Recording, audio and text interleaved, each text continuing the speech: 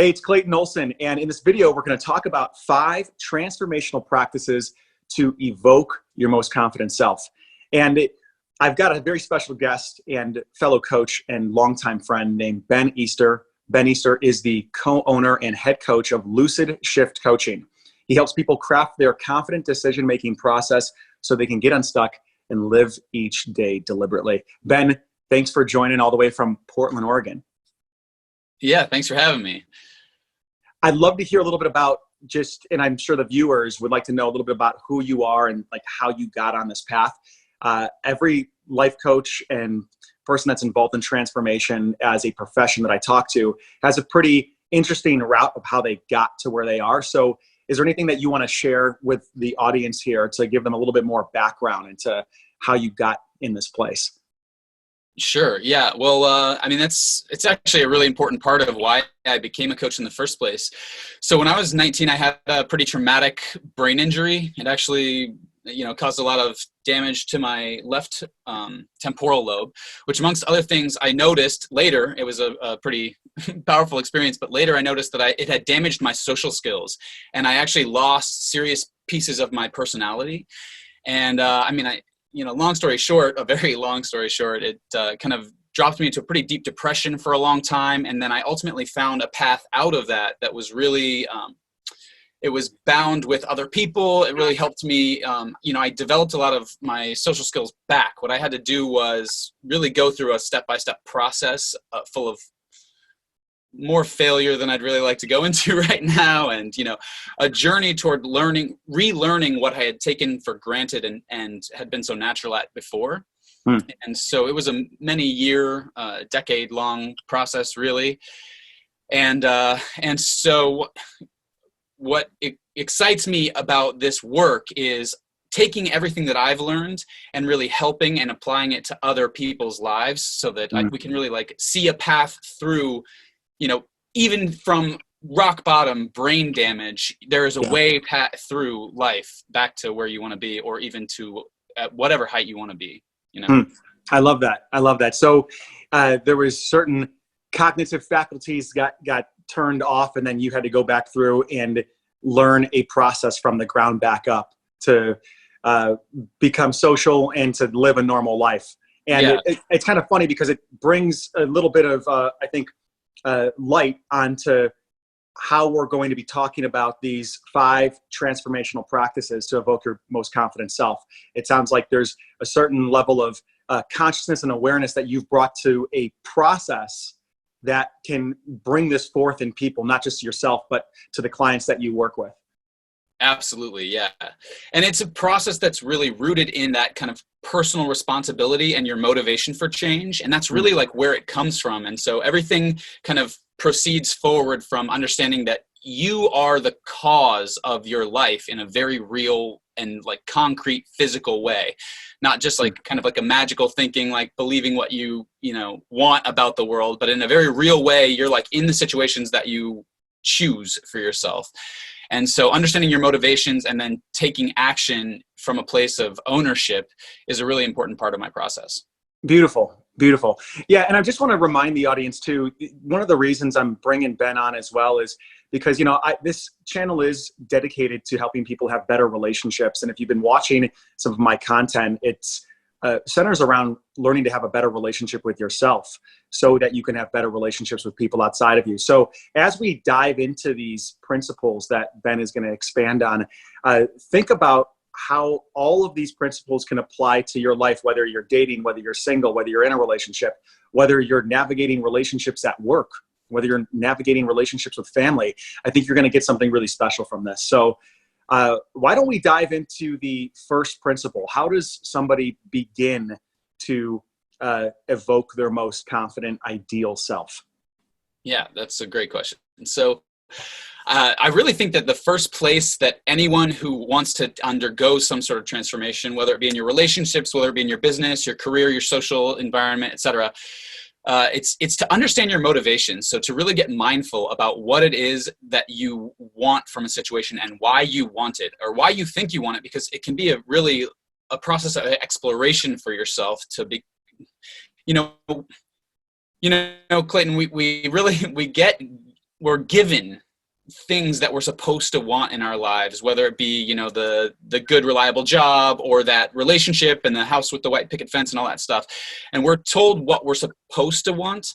And we're not ever really encouraged, or at least I wasn't encouraged, to go through a process of self-reflection and exploration to really understand what is important to us about our lives in the first place. And so the very beginning of the process, I think, for anyone is to really take some time to understand and reflect what is most important to you. What are your values in life? What do you want? But why? Why do you want them is really the question to ask. You know, what's most important to you about any given situation? And you can get to that a lot of different ways, but getting clear on your why is something that can't be, the importance of which can't be overstated. Okay. Got it. So just to reflect back, there's certain things that we want in life. Maybe it's a certain size house, it's a certain type of career, a certain type of partner. But what you're saying is just to get clear on what it is that you want is not enough, but to begin to peel back and understand where the true motivation for wanting that comes from, right? Exactly. Is it that you want this because you're looking for approval from your parents? Is it because you want this so that you feel like you can belong to your peer group, or that you can get accolades from people that you respect? Or perhaps is it because there's something intrinsically aligned with your value system? So there's a very different why. And so I think this begs the question then, is there a right reason and a wrong reason to want something? Is there like an effective reason and not an effective reason to want something?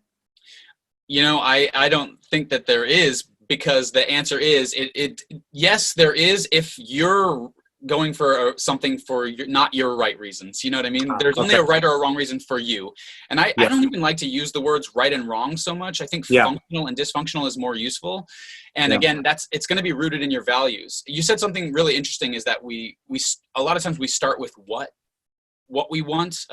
You know, goal setting is, if you're at all involved in the self-help world, you understand that goal setting is really important, and people jump into the goal setting thing and they're like, oh, I have this goal and I want these things by this time. And they set them in the positive, and they set them, you know, specific, measurable, attainable, you know, realistic.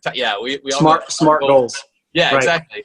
And those are great, but that is the second, that happens later, after you really take some time to understand why you want what you want. So, because otherwise you might wind up getting a goal and checking all the things off your list and finding out that it was never really what you were looking for in the first place, and still feeling that hollow feeling. Okay. Got it. So the why really, in some ways, is an insulation from you possibly divorcing from yourself, right? In pursuit of the goal, right? Where you end up betraying yourself to get that goal. But if you know the why, then you're more likely to be aligned and perhaps feel good in pursuit of the goal, and also feel fulfilled in achievement of the goal. Absolutely. Yeah. Okay. Cool. Anything else that you want to talk about to that point? Or, because just as a recap, what I'm hearing is, so become mindful of what it is that you're wanting, and then really have a hard look at the motivations behind why you want it. Yeah. And do that before you decide and set in stone what you're going to go for. Cool. So that you don't wind up with something hollow. Because I mean, we've all had the experience of getting somewhere and not liking it. I mean, look, we live in a world where there's so many choices all the time, right? Yeah. And what is it? Barry Schwartz in his book, The Paradox of Choice, talks about how we actually, the more choices that we have, the less satisfied that we are. And the big reason for that is we're always second guessing ourselves. Did we make the right choice? Were we, you know, are we on the path that we were supposed to be on? Did we do the right thing?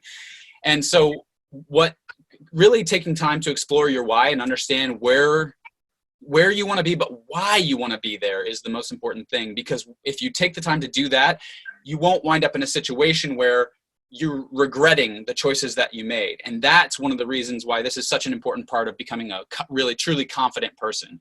Okay. I love it.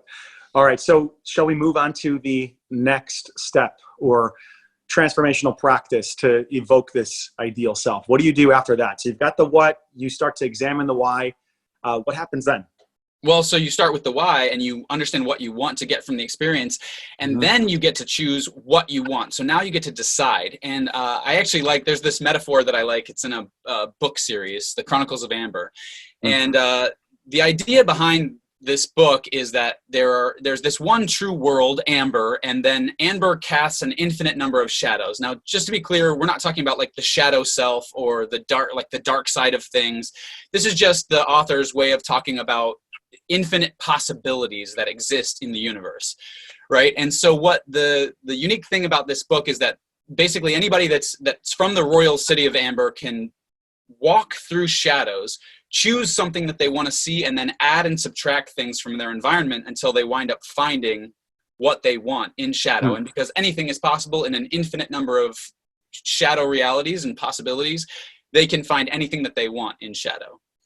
And, I started thinking about this book, and I realized that in a very real way, that's what we do in our day-to-day lives. We, take a super simple example. Like I want a cup of coffee. Well, really what I want is that feeling of buzz maybe, or there's like the warm feeling. And again, that would be the why, figuring out why I want the cup of coffee, right? Which we don't usually do in the case of a cup of coffee. In most of our day-to-day decisions, we just do things kind of on default, right? Yep. But with bigger things, it's important to understand what your why is. And then you'll walk and you'll go and find a cup of coffee. It's all super simple, right? There's not a moment that you doubt that you'll be able to find the cup of coffee for yourself. You just decide that you want that buzz, and then you choose to get a cup of coffee, and you go, you get in the car or you take a walk down the street, you get a cup of coffee, right? It's like super simple. But what you've just done is actually something that's really profound. You've turned the world of your environment, which is maybe you're in your house or maybe you're at your office, and you've now literally walked into a new world, which is the coffee shop, and found coffee. And it seems like, it's very mundane when we're talking about a cup of coffee, but in a very real way, that's what we're doing in any decision in any possible world that we want to create for ourselves, whether it be to get a new job, to find a new relationship, to find something that's more meaningful use of your time or contribute to a greater cause. You're taking the environment that you're in and you're choosing a new one, and you're walking until you find it. Interesting. So I think that that's a really interesting framework for understanding personal change, is the idea of choosing one possible outcome from all of the infinite possibilities that are surrounding us. Because you could go get a cup of coffee, you could go to the library, you could go, do whatever the thing is. And there are so many choices. You have to pick one and then move forward. So once you understand your why, the second step is choosing one outcome. And I call this living deliberately. Interesting. Yeah. Got it. So the metaphor of the shadow world in some ways is just to realize, to bring to anybody that's watching this, their awareness that we are living in a world where there are infinite possibilities in terms of the different directions that we can go. And we are consistently almost exercising our ability to create on a daily basis. And sometimes we take that for granted, or we just don't witness it because it happens so automatic and in ways that feel mundane. But it's that same process of us choosing and being deliberate about the choices that we make in our life, that we can take that framework and apply it to perhaps the things that we have not yet been able to create yet that we want. Exactly. Those things that don't necessarily seem mundane to us. Interesting. Okay, got it. So the first step is to understand the what, get to the why. And then the second step is to begin to consciously choose the direction or the single pointed outcome that you want. Yeah. Once you know why you want the thing that you want, then you get to choose a single pointed focus on what thing that that will satisfy that why for you. Yes. Okay. So I just want to put down here, because I had some in these notes here, and we can talk about them together, is this is a real part of a healthy relationship. Yeah. This is a real part of perhaps being out there in the dating world, or navigating challenges with your partner, and slowing down and being deliberate about the reality that you want to create with them, rather than being reactive and running away from the things that you don't want. It's slowing down, becoming mindful, and actually intentionally creating the thing that you do want. Yeah, exactly. And it's even, I was thinking about it in the context of relationships yesterday, actually, because so often we're, again, dating, it's almost like dating by default. You know what I mean? Like going on the thing, doing the regular date. And it almost seems like Going through the motions. yeah, if you're doing a Yeah. lot of dating, it seems like the same things are happening over and over again. And Yeah. it's not always clear what's missing. And that's why it's so important to pick that why first and then choose your outcome, so that when you walk into an interaction with someone else, you're on a date, or you're maybe in a relationship, you can be deliberate about what outcome you want to get from the date or the relationship or the marriage or the, whatever the situation is that you've chosen for yourself, and why you've chosen it for yourself. You can be more careful about the how you actually get there. Yeah. What comes to mind is an example of, I know at certain points in my life where maybe I've felt particularly low or disempowered. I might be in a dating scenario, like after a breakup or something, where I'm just really there. If I was to get true to my why, it's because I'm looking for validation. I'm wanting the person in front of me to validate that I'm attractive, to validate that I'm desired, to validate that I could possibly be a good partner, which, if we think about that reality and what kind of dynamic can spawn forth from that versus me doing your process of being super deliberate about, okay, actually that's not what I want. I'm not trying to get someone to validate me. I'm wanting something deeper. I'm actually wanting to create a connection where I can have the ability to be my best self, right? I can express a side of myself with this person that we can play catch with, go back and forth. They can be their best self. That's going to lead to a completely different type of first date, second date than the other one. Absolutely. And in fact, you just pointed out one of the really amazing kind of almost like side benefits that happens from this mindful awareness step in the first step, right? Is like exploring your why is so important, because like, look, even what you just said, taking the minute to, well, however many minutes it takes to figure out that what you're really looking for, what you've been looking for, is validation from other people, right? As soon as you see that, as soon as the light is shined on that truth, you realize that that's not actually what you want. That's not really your deeper why. That's not your actual motivation. And it just took seeing it to make a shift. Yeah. Right. Yep. And love it. So it's like more choices revealed because you've now identified it. And you can say, okay, is that what I really want? No, I want my why to come from a place that perhaps is more congruent with the person I want to be, rather than with the person I've been being. Yeah, exactly. And even more than that, it's like a transformation has happened just in the noticing of it, because it only takes saying to yourself, I've been doing that for validation, to realize that that's not really what you want. You know what I mean? It only takes noticing it for that shift to happen. Very cool. Very cool. Okay. So let's move on to the next one. So we've got the mindful awareness, the what, the why. We come into a place of now beginning to create the very thing that we're looking for, the outcome, with deliberate intention. What do we do then? All right. So then the next step, this is perhaps the most important part of all of it. I mean, it's very important. All of it's very important, but understanding that you're in the driver's seat. So you've chosen your why, and that's more really of a revealing process than anything else. You've discovered your why, you might say. I kind of think that we come to the world with our whys, and those evolve as we kind of develop, but it's not so much that we pick them. We do choose the outcome. We choose our destination. This is the part where you then say, okay, now I am in the driver's seat. I'm the one who's responsible. This is where you take 100% ownership of your world, right? You say, I can't change the fact that, that a car swerves off the road when I'm going to the coffee shop, but I can choose to be aware of my environment. I can choose how I'm going to handle my situation. I mean, that's kind of a weird example. Let's try something different. Handle the interpretation of what's happening, whether or not the guy who just did that, who maybe swerved off the road, did it intentionally because he doesn't like you and it was a personal offense, or whether it was just maybe he spilled coffee on his lap and just had third-degree burns and swerved to almost hit you. Right, exactly. Yeah.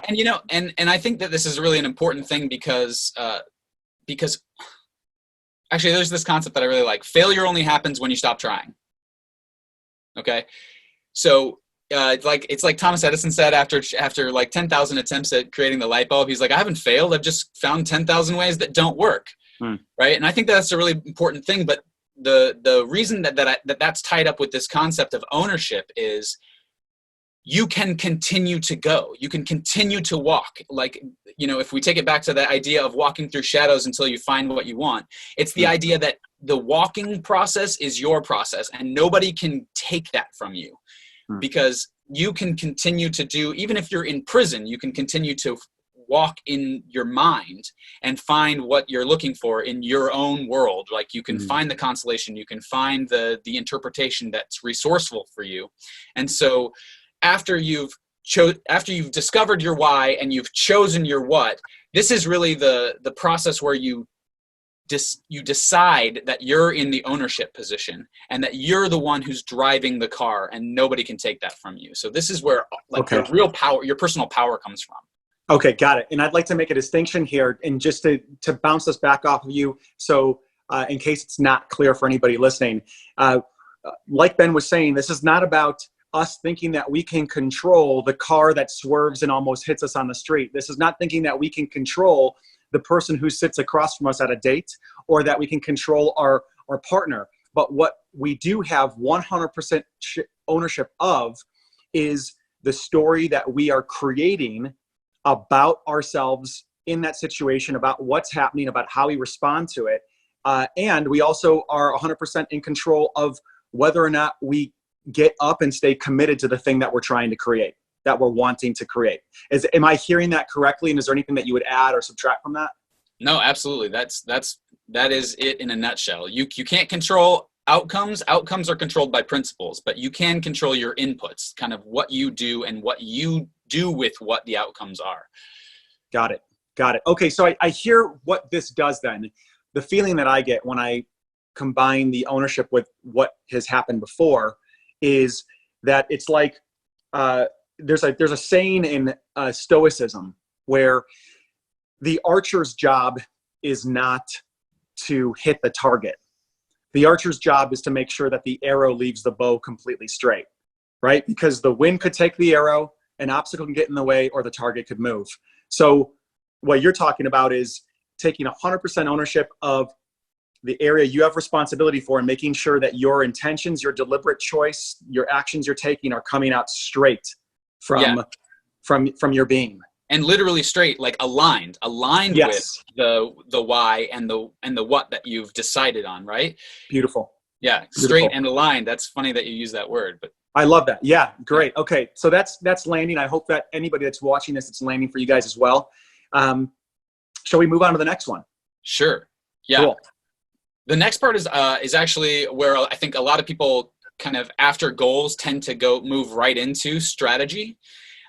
Strategy is not the first thing that you do or even the second thing that you do, but it is a very important part of what you're doing. So once you've taken absolute ownership of your kind of accountability in your role, your ownership of the path that you're taking, that you're walking, now you move into strategy. And strategy is where you develop, you take what you understand about the principles about how the world works, and you develop a path, a hypothesis for, if you will, for what you think will work to get you to the destination, so that you can then try it and you can move into your action phase later, right? But the first part of strategy is always going to be figuring out a way to believe that it's possible for you. And this is, I think, something that's a really key distinction for people to make. Okay, so we're not talking about the realm of action yet then, right? No. So the strategy territory you're speaking to encompasses, maybe there's some thoughts of like the hypothesis of how you might be able to get what you want or create what you want. But you're saying even before that in the strategy is learning to believe it, that it is possible. Right. And in fact, I'm saying that is actually what the point of strategizing is so that you can believe that it's possible for you. Because just like the wind when on the arrow, when it blows it around, right? Things are going to happen. A plane is off course the majority of the time when it's flying from destination to destination, right? But the pilots are constantly correcting the course, right? That's just like how it works. Yeah. You're going to have to make those changes in order to continue to show up and be willing to make those changes, you have to believe that it is possible for you to wind up where you want to be. And that is what the whole point of strategy is to convince yourself that you can do it. I think that that's like the number one point. Obviously, it's going to lay out a path for your action. It's going to inform the next steps. But I think that the most important thing about strategy is coming to a place where you believe that your outcome is possible, not just possible in the world, but possible for you. Okay, so that I hear that. And I'm also, for anybody that might be listening, I think it's one of those, have you heard that saying, I'll see it or I'll believe it when I see it? Yeah, exactly. In some ways, this is reversing it and saying, I will see it when I believe it. Exactly. Right. And why is the belief so important, Ben? Well, I mean, why is that one of the most important critical pieces of strategy for the person to find some level of the possibility that it is possible before they take action? And that's such a good question. And we could do an entire conversation just about this, by the way, because this is in a big way, this is like what neurolinguistic programming is all about, is creating that possible world and understanding your frameworks for how you can move toward that world. Yeah. But really, it's so important because, people talk about feeling stuck and that they want to get unstuck. And, one of the biggest reasons that people get stuck is because they don't actually believe that the thing is possible for them that they want, right? Yeah. Because if deep down you don't believe that what you want is actually possible for you, what motivation do you actually have to take action? Totally. You know okay. I mean? So yeah, that's great. And what comes to my mind as I'm hearing you say that too, is the studies that they've done around learned helplessness, right? Where if somebody loses hope that something can change, they lose the belief that something can change. Like they've done this study with rats where the rats were getting electrically shocked, and even when there's an escape route, but they don't believe the escape route is there, the rats just lay there and they just take the shocks. It sounds like the same thing could end up happening. It's like what a messed up experiment. Yeah, what a messed up experiment. The belief ends up compromising and disabling aligned action. That's what it sounds like you're saying. Okay. Yeah, exactly. And that reminds me of that Henry Ford quote, whether you believe you can or you believe you can't, you're right. Yeah. In some ways, it's so important to believe that it's possible for you, because otherwise you will, just like the rat, you'll just lay down and take the shocks. Right. You'll just accept that this is your lot in life, and you hear this in people's language sometimes. Oh, I'm just not the kind of person who can, or that's just not how the world works, or you know what I mean? And yeah.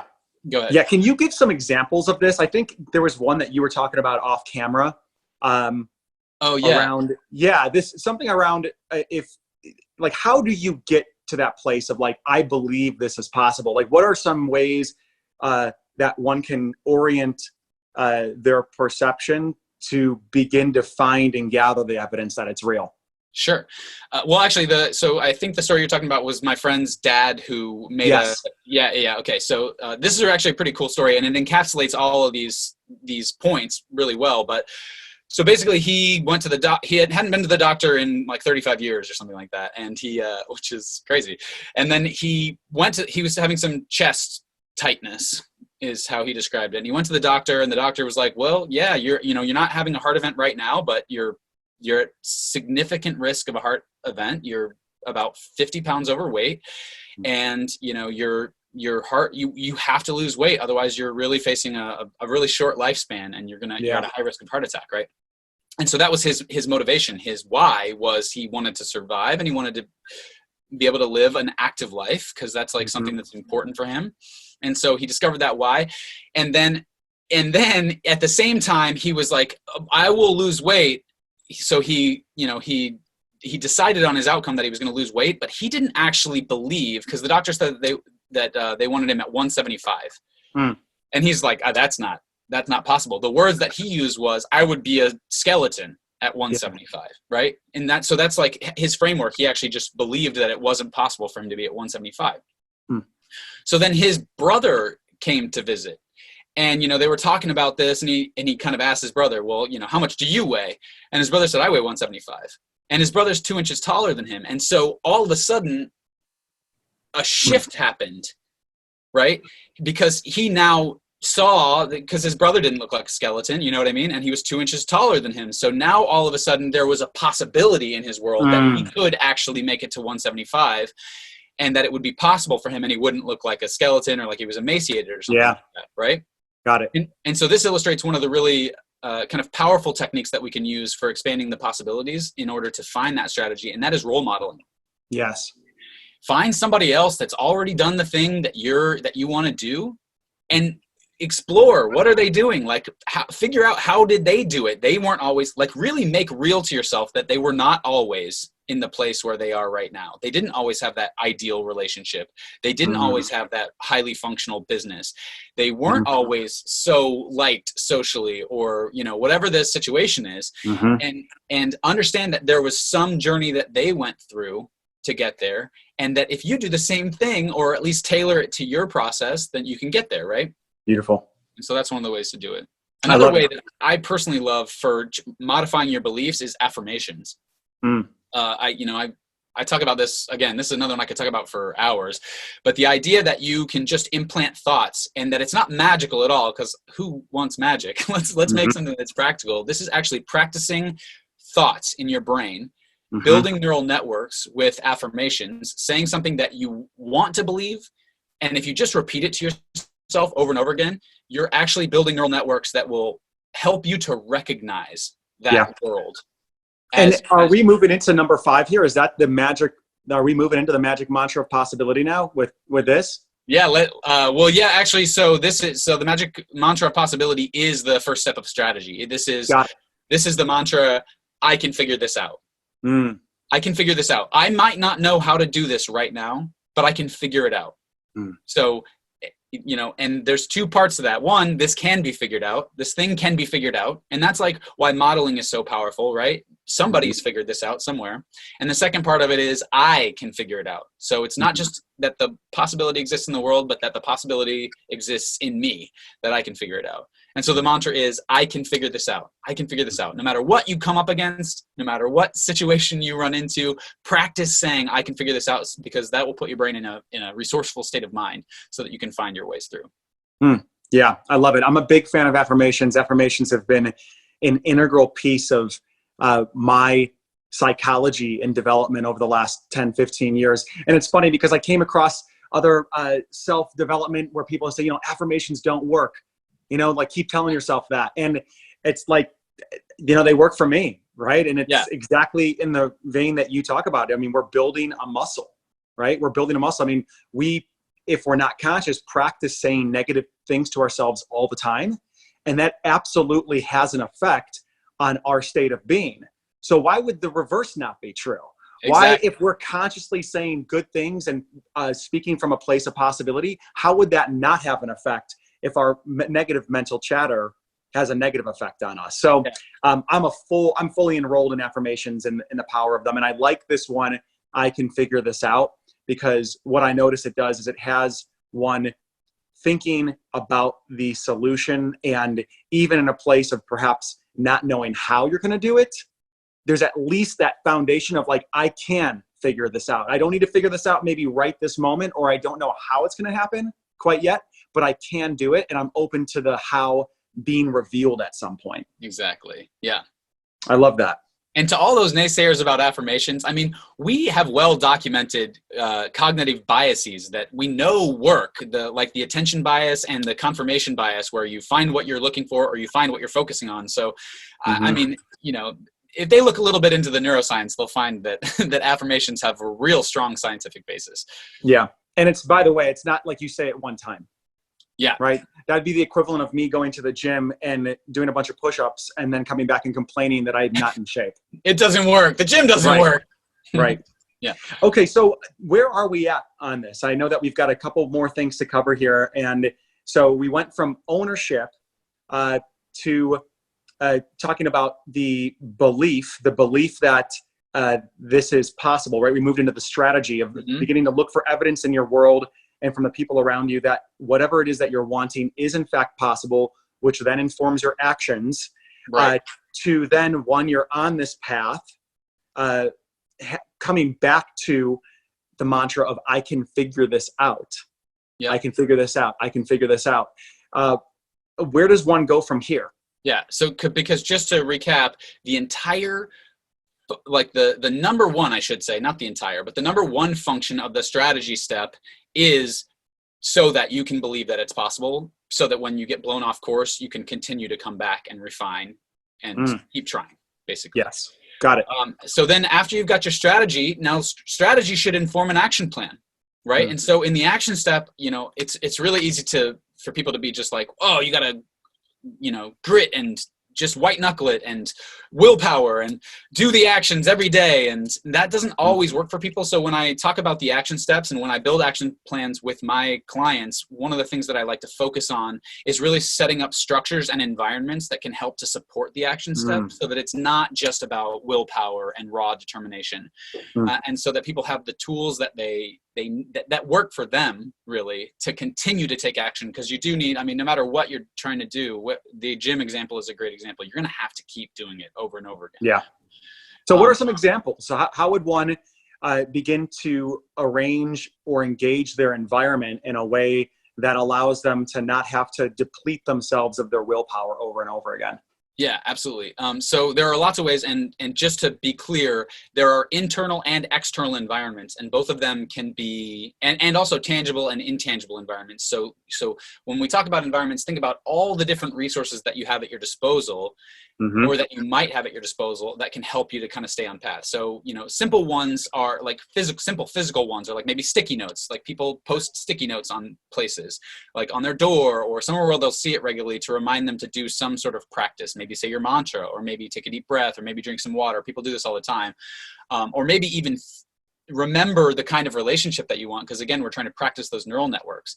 A quick note on that: if you are going to use the sticky note method, move your sticky notes around on a regular basis, because otherwise the brain will habituate it and you won't notice it anymore. You'll start negatively hallucinating, right? you just won't see them. Yeah, exactly. Yeah, exactly. Like I got this, I have this tattoo on my wrist that's to remind me that it's time to rest and breathe. It's a quarter rest where I'd wear a watch.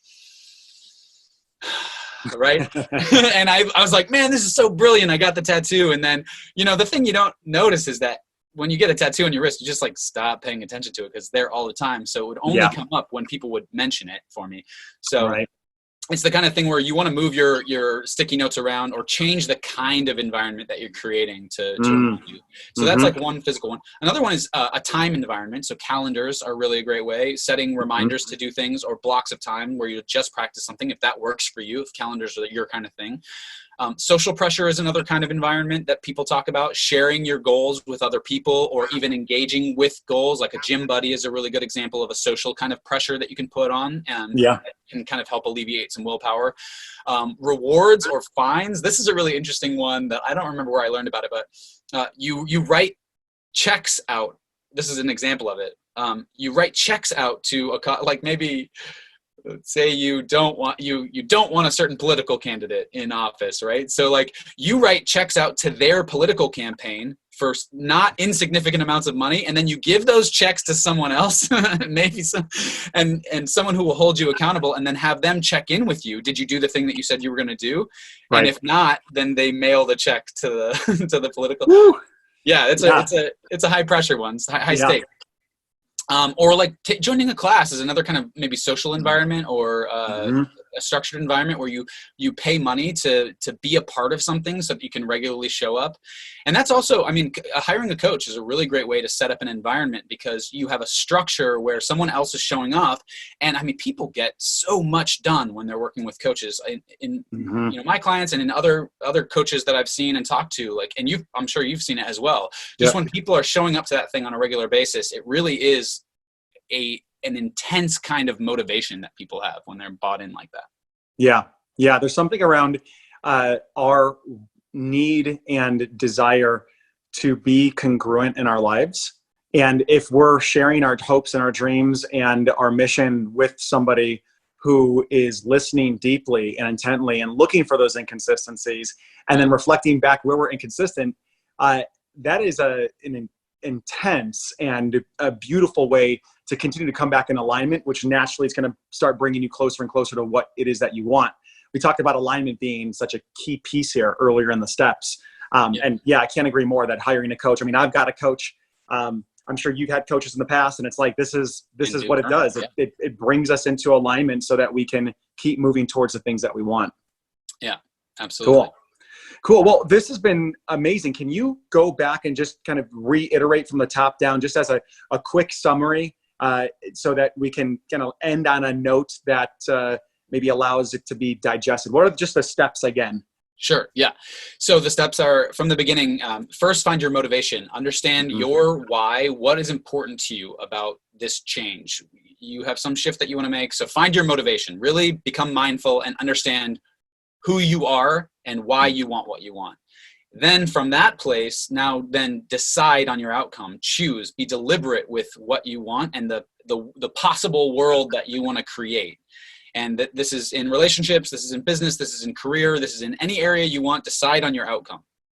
Number 3, take full ownership, 100% ownership, that you are the one that has to walk you from this realm, from this shadow to that shadow. Like, you have to be the one to actually take you from here to there. And so taking full ownership is being responsible for the journey for yourself. Then the 4th one is going to be building strategy. And again, the key takeaway from strategy is that you want to figure out a way for you to believe that this is possible for yourself. And whether that be the process of affirmations, whether that be finding role models who are already doing it, or just simply asking yourself the question, how could this be possible for me? It can sometimes like break you through that, but and that'll get you to strategy, right? How could this be possible for me? What your brain's going to return are steps that you can take. Okay. Cool. And then finally, actually take action and specifically engage your environment. So you're going to have to actually walk the strategy that you laid out to test your hypothesis, so to speak. And then in order to keep yourself walking, set up an environment that's constructive for you. Use physical environment, use a time environment with a calendar maybe, use a social environment with social pressure, telling people about your goals, or hire a coach, and really create a situation for yourself where it's easy for you to do the next thing that you need to do. I love it. I love it. Well, Ben, thank you for coming on. And if there's anybody that is wanting to have a conversation with you about something that they're creating in their life, and they particularly resonate with your message here, they resonate with your vibe, your story, how can they get in touch with you, and what would you recommend would be the next best step? Yeah, absolutely. That's a great question. So, I mean, if you're like really motivated and you're excited to get going, I'd actually invite you to apply. I'll give you a free clarity session where we can figure out how to apply this stuff to your life. And if nothing else, you'll walk away from that with just an understanding of what your next steps are that are specific to you. It's so that we can take some of these general ideas and kind of apply them in a very specific way for your life. And if you feel like you're very motivated to change something in your life or make some sort of transformational shift, feel free to, we'll link the application for below that clarity session below. Yep. Cool. So we'll take that link and we're going to put it below this video in the description. So if you're interested in talking with Ben further, and again, want to have that conversation so you can have a clear laid out plan of whatever it is you're trying to bring into reality, click that link below in this video and you'll get on Ben's calendar if he thinks there's a fit. So Ben, thank you for coming on, man. I appreciate introducing you to my audience, and I think there was a lot of value in this. I hope everybody watching had an insight or an aha moment around what it means to move from where you're at to where you want to go. Leave a comment below this video if there's any questions. Like it, share it, subscribe to the channel if this is your first time here, and we will see you in another video. Take care. Live each day deliberately.